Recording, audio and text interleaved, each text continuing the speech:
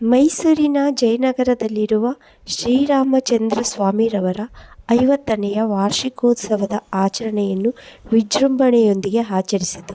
ಇದೇ ಕಾರ್ಯಕ್ರಮದಲ್ಲಿ ಸೀತಾ ಕಲ್ಯಾಣ, ಶ್ರೀರಾಮ ಪಟ್ಟಾಭಿಷೇಕ ಹಾಗೂ ನವಗ್ರಹಗಳ ವಾರ್ಷಿಕೋತ್ಸವವನ್ನು ಹಮ್ಮಿಕೊಳ್ಳಲಾಗಿದೆ. ರಾಮಕೃಷ್ಣ ಆಶ್ರಮದ ಅಘಾಹರಾನಂದಜಿ ಮಹಾರಾಜ್ ರವರು ಜ್ಯೋತಿಯನ್ನು ಬೆಳಗಿಸಿ ಕಾರ್ಯಕ್ರಮಕ್ಕೆ ಚಾಲನೆ ನೀಡಿದರು.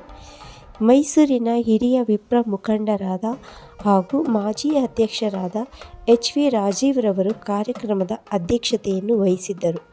ಕಾರ್ಯಕ್ರಮವು 2-4-2025 ರಿಂದ 20-4-2025 ರವರೆಗೆ ನಡೆಯಲಿದ್ದು, ಭಕ್ತಾದಿಗಳು ಹೆಚ್ಚಿನ ಸಂಖ್ಯೆಯಲ್ಲಿ ಭಾಗವಹಿಸಿ ಶ್ರೀರಾಮಚಂದ್ರ ಸ್ವಾಮಿಯ ಕೃಪೆಗೆ ಪಾತ್ರರಾಗಬೇಕಾಗಿ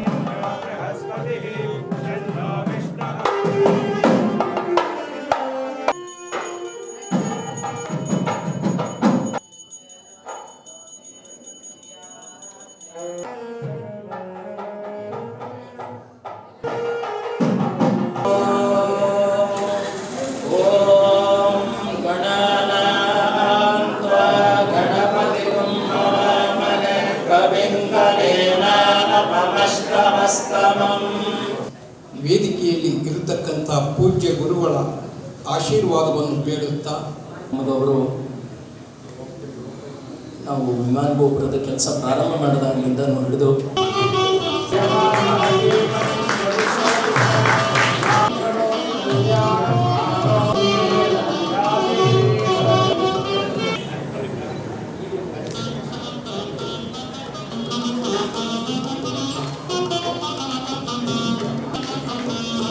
ಭಕ್ತಿ, ಆತ್ಮವಿಶ್ವಾಸ ಹಾಗೂ ನಿಷ್ಕಲ್ಮಶ